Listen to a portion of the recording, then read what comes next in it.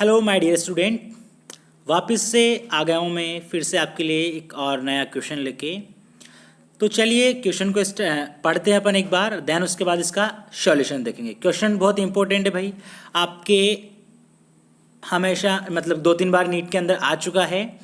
तो अपन आज इस क्वेश्चन को सॉल्व करने वाले हैं कि क्वेश्चन क्या कहता है आपसे, और इस क्वेश्चन के ज़रिए 2-3 क्वेश्चन और अपने सॉल्व हो जाएंगे। तो वीडियो बहुत इंपॉर्टेंट होने वाला है।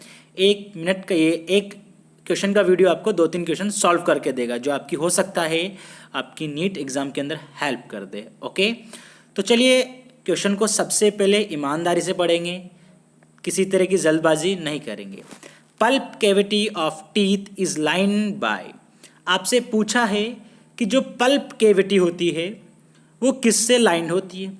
ऑप्शन है आपके पास ओडेंटोब्लास्ट सेल, आपके पास ameloblast cell, osteoblast cell and chondroblast cell. 4 options आपको दिए गए हैं। सबसे पहले तो आपको पता होना चाहिए पल्प कैविटी मतलब टीथ, ठीक है ना भाई। कहाँ से?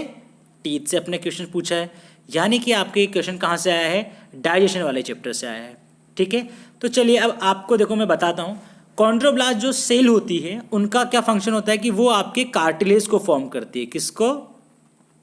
कार्टिलेज को, ठीक है, कार्टिलेज को फॉर्म करेंगी।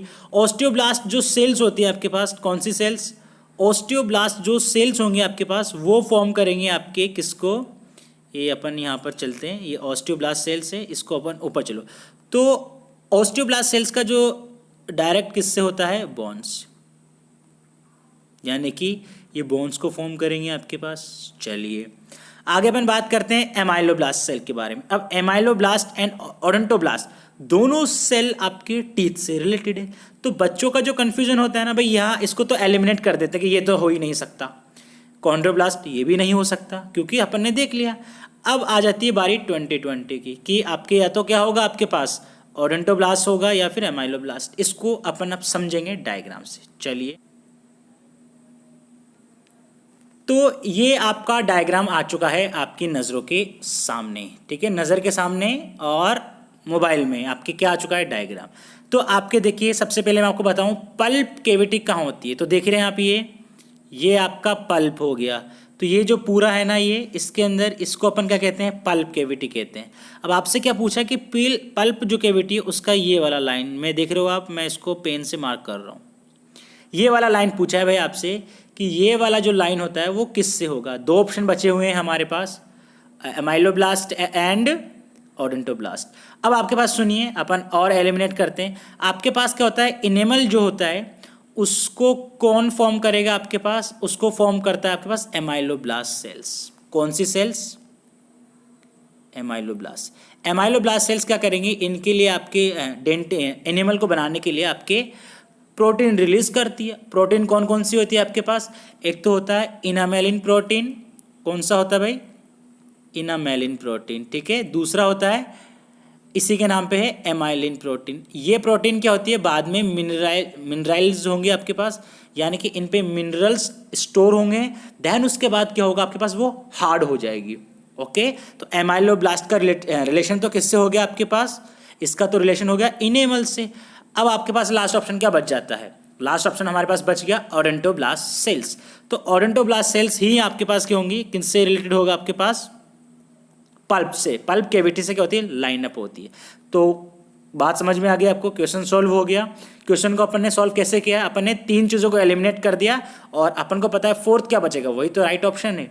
2 तरीके से सॉल्व हो सकते हैं, या तो आपको तीनों चीज़ें पता हो, चौथी चीज़ आपको नहीं पता, यानी कि आपको पल्प जो क्वेश्चन पूछा है आपको वो नहीं आता है कि यार क्या होगा इसका आंसर। एक तो वो तरीका हो गया, तो आपको तीनों चीज़ें आनी ज़रूरी है तो क्वेश्चन सॉल्व कर दोगे।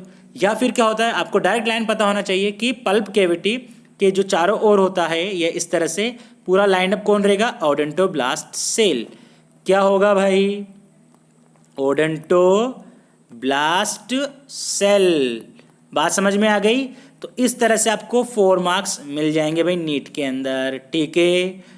इस तरह से अपन ने क्वेश्चन को सॉल्व कर दिया। क्वेश्चंस का डिटेल में आपको आंसर मिल गया होगा। देखो, इस क्वेश्चन में मैंने आपको 2 से 3 क्वेश्चन सॉल्व करवा दिए हैं। अब डेंटिन का इनेमल का पूछ ले, एमाइलोब्लास्ट का, तो आपको यहाँ से ये भी सॉल्व हो जाएगा। इस तरह से अपन ने 2-3 क्वेश्चन सॉल्व कर लिए। बहुत इंपॉर्टेंट क्वेश्चन है, बहुत बार पूछा गया है नीट के अंदर। ओके, आई थिंक ये आप इस क्वेश्चन के आंसर से और इस पैटर्न से संतुष्ट होंगे।